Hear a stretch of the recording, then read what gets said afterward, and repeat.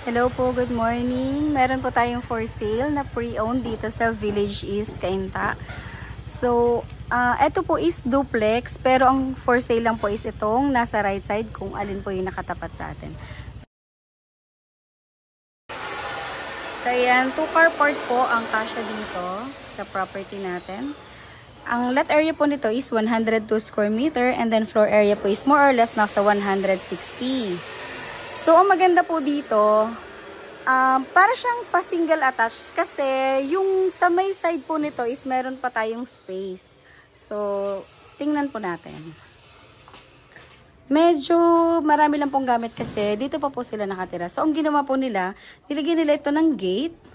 Pero pwede naman pong tanggalin kung halimbawa po at mabibili yung property at gusto nyo baguhin, pwede po. So, may mga halaman po sila dyan. And then, ito po, ang maganda, malaki yung car na nakapark po dito. 2-car port po yung kasya dito. 2 car. So, pasok po tayo dito sa loob. Ang maganda, meron na po itong screen. Ito po yung sa, natin, sa may pinto, pagpasok. And then, so yung floor area po natin is 160 square meters. So, ito yung ating living and dining area po. So, sa living po natin, yun nga lang po yung mga gamit na nakikita po ninyo is hindi siya included. So, halimbawa po at may mga naka-fix na hindi nila dadalhin kapag umalis, yun lang po yung kasama sa selling price.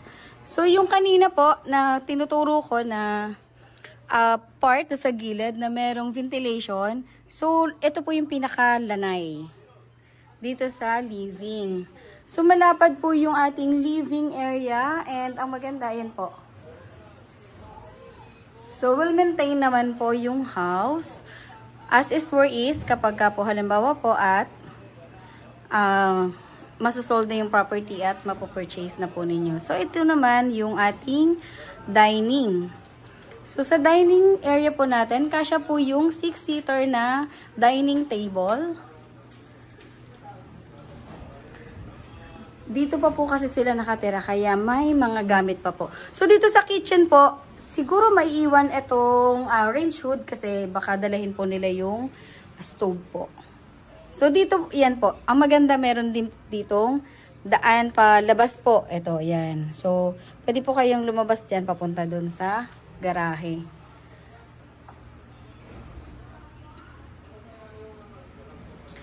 And, punta po naman tayo sa dirty kitchen. So, dito po, meron tayong toilet and bath. Ayan. Maganda, medyo lang po yung sa ilaw. Pero maganda yung natin, toilet and bath kasi parang ginawa nila is hanggang taas na yung tiles niya.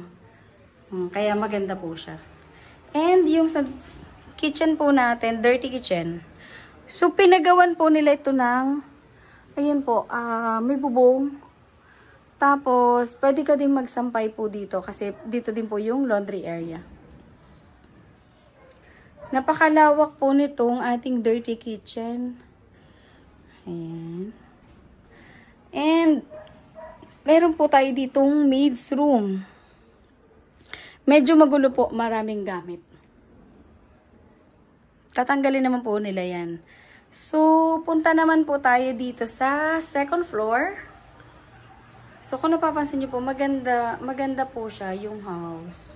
Yung hagdan po natin, bagong varnish po yan. So, yung atin pong hagdan, eto may grills na po tayo, at saka wood po, yung hagdan natin paakyat. Dito po sa second floor, meron po tayo ditong 3 bedrooms. Yung ating master's bedroom, meron siyang sariling toilet and bath, at saka parang balcony. So, dito muna po tayo sa ating first bedroom. So, ito po ang maganda. May family area po pala tayo dito. Ayan. So, malapad po siya. Pwede ka maglagay ng couch. Ayan. Ito po yung ating first bedroom. Medyo magulo nga lang po. Medyo makalat. So, yung first bedroom natin, may kasama siyang built-in cabinet. And then, yung second bedroom po natin, yun nga lang, basta po tatanggalin po kasi yung natin, tatanggalin yung gamit. And yung common toilet and bath po dito.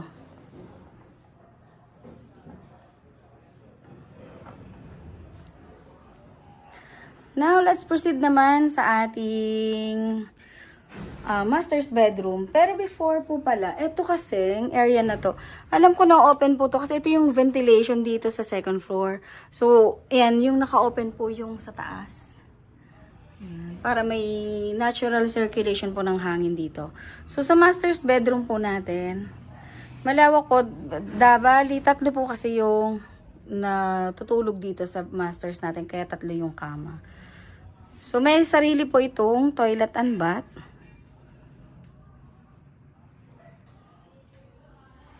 And meron po tayong balcony. So, ito yung balcony niya. So, ito yung facing the streets po. Mayroon tayong balcony dito. At saka, ito po, meron na siyang screen door. So, yung dito po ang may iwan. Kasi, ang alam ko, pag pinabaklas mo, magbabayad ka din dyan sa split type na aircon. So, parang hindi na lang po nila yan dadalahin. Yung mga gamit lang po ang bibit-bitin po nila.